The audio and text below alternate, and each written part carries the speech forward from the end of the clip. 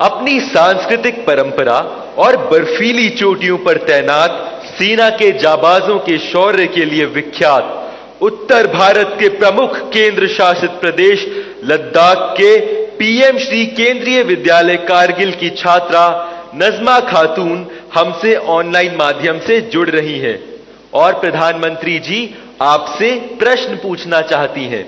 नजमा, कृपया अपना प्रश्न पूछिए।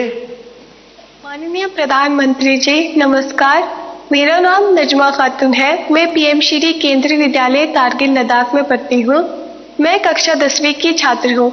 मेरा आपसे प्रश्न यह है कि परीक्षा की तैयारी और स्वस्थ जीवन शैली बनाए रखने के बीच संतुलन कैसे बना सकते हैं? धन्यवाद। शुक्रिया नजमा। पूर्वोत्तर भारत के रत्न जनजातीय बहुल राज्य अरुणाचल प्रदेश के Naharlagun government higher secondary school से एक शिक्षिका टॉबी लामी जी इस सभागार में उपस्थित हैं और प्रधानमंत्री जी से प्रश्न पूछना चाहती हैं। नमस्कार माननीय प्रधानमंत्री जी, मेरा नाम तोबी लोमी है। मैं एक शिक्षिका हूँ। मैं government higher secondary school Naharlagun Arunachal Pradesh से आई हूँ। मेरा प्रश्न है, विद्यार्थी खेल कूद नहीं बल्कि पढ़ाई में मुख्य रूप से क्या और कैसे ध्यान केंद्रित कर सकते हैं? कृपया मार्गदर्शन करें। धन्यवाद सर। धन्यवाद मैम। प्रधानमंत्री जी, धीरज, नजमा और तोबी जी पढ़ाई और हेल्दी लाइफ में सामंजस्य कैसे स्थापित करें, इस विषय पर आपका मार्गदर्शन चाहते हैं।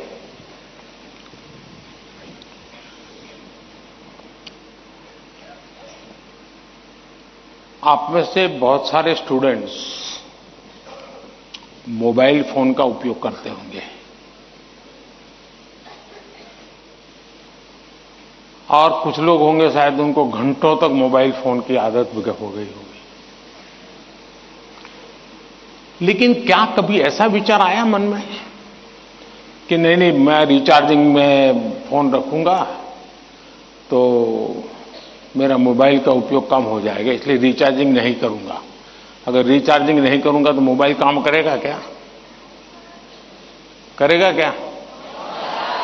तो मोबाइल जैसी चीज जो रोजमर्रा देखते हैं उसको भी चार्जिंग करना पड़ता है, नहीं करना पड़ता है? अरे जवाब तो दीजिए। रिचार्ज करना पड़ता है, नहीं करना पड़ता है? अगर मोबाइल को करना पड़ता है तो ये बॉडी को करना चाहिए कि नहीं करना चाहिए?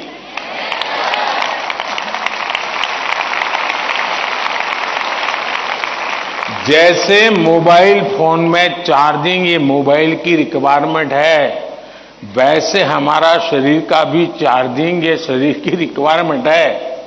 आप ऐसा सोचो कि नहीं पढ़ना है तो बस विंडो बंद, पढ़ाई, बाकी सब बंद, ऐसा कभी नहीं हो सकता है। जीवन ऐसे नहीं जी सकते हैं और इसलिए जीवन को थोड़ा संतुलित बनाना पड़ता है। कुछ लोग होते हैं खेलते ही रहते हैं, वो भी एक संकट होता है। लेकिन जब आपको एग्जाम देनी हो, क्योंकि लौकिक लाइफ जीवन में इन चीजों का अपना महत्व है, इसको टाल नहीं सकते। लेकिन अगर हम स्वस्थ ही नहीं रहेंगे, अगर हम अपने शरीर में वो सामर्थ्य ही नहीं होगा, तो हो सकता है कि 3 घंटे एग्जाम में बैठने का सामर्थ्य खो देंगे, फिर 5 मिनट ऐसे ही करके बैठा रहना पड़ेगा। और इसलिए स्वस्थ शरीर स्वस्थ मन के लिए भी बहुत जरूरी है।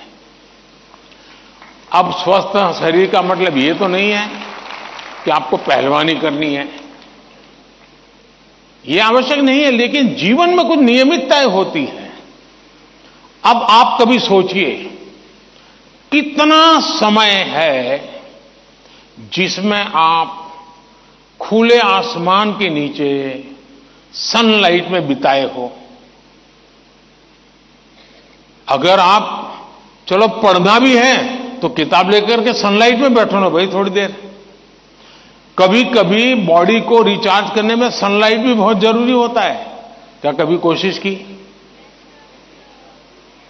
नियम से कि भाई मैं दिन में कैसे भी करके इतना तो मौका निकाल दूं ताकि मुझे सनलाइट के साथ नाता रहे। उसी प्रकार से कितना ही पढ़ना क्यों ना हो, लेकिन नींद को कभी भी कम मत आंकिए।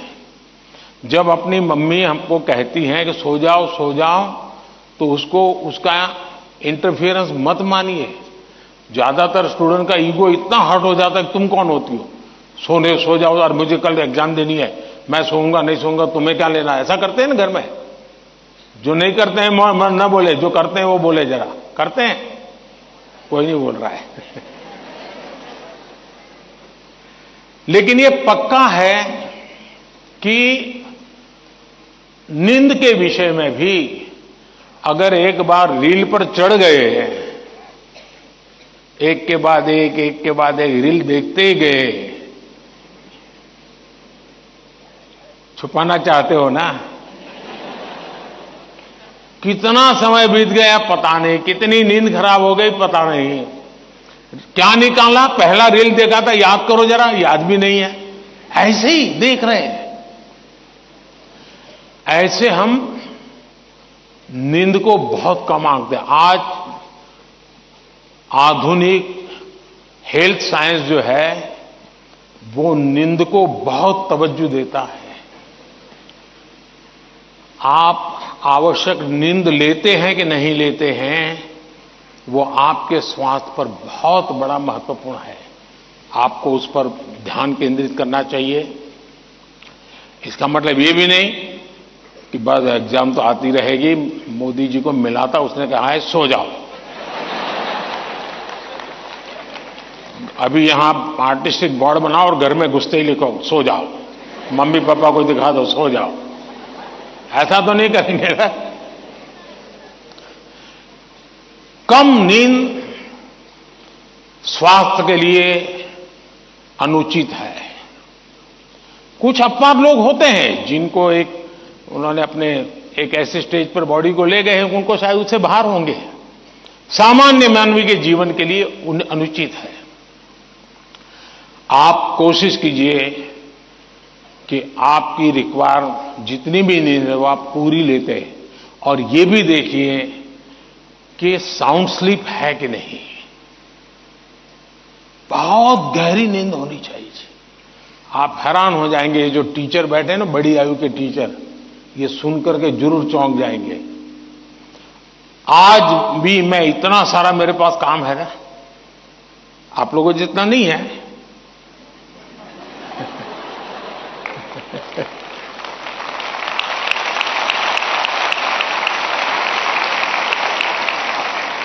लेकिन 365 दिन कोई अपवाद नहीं, अगर मैं बिस्तर पे लेटा नहीं कि 30 सेकंड में डीप स्लीप की तरफ नहीं चला गया था, होता नहीं। 30 सेकंड लगता है मुझे। आप में से बहुत छोटी आयु के भी होंगे, कभी इधर कभी उधर, कभी उधर कभी उधर, फिर नींद आई तो आई। क्यों? मेरा बाकी जो जागृत अवस्था का समय है उसमें बहुत जागृत रहता हूं मैं। तो जब जागृत हूं तो पूरी तरह जागृत हूं, जब सोया हूं तो पूरी तरह सोया हूं।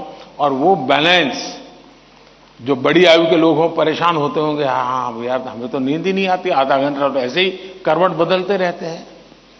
और ये आप अचीव कर सकते हैं। फिर एक विषय है न्यूट्रिशन, संतुलित आहार।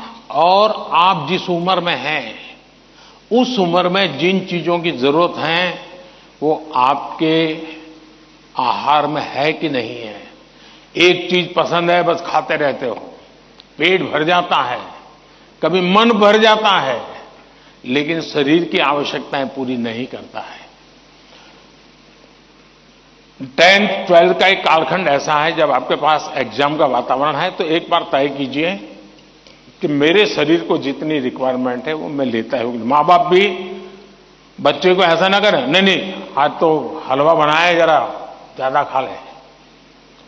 कभी मां बाप को भी लगता है कि क्वांटिटी ज्यादा खिला दी तो बच्चा आज खुश है। जी नहीं, उसके शरीर, और इसके लिए कोई अमीरी गरीबी का मुद्दा नहीं है। जो उपलब्ध चीजें होती हैं उसी में से मिल जाता है जी, उसमें सारी चीजें रहती हैं। कम से कम खर्च वाली भी चीजें होती हैं जो हमारे न्यूट्रिशन को कैर कर सकती है। और इसलिए हमारे आहार में संतुलन, ये भी स्वास्थ्य के लिए उतना ही जरूरी है। और फिर एक्सरसाइज, हमने पहलवानी वाली एक्सरसाइज करे या ना करे अलग बात है, लेकिन फिटनेस के लिए एक्सरसाइज करना चाहिए। जैसे डेली टूथब्रश करते हैं ना, वैसे ही नो कॉम्प्रोमाइज एक्सरसाइज करनी चाहिए।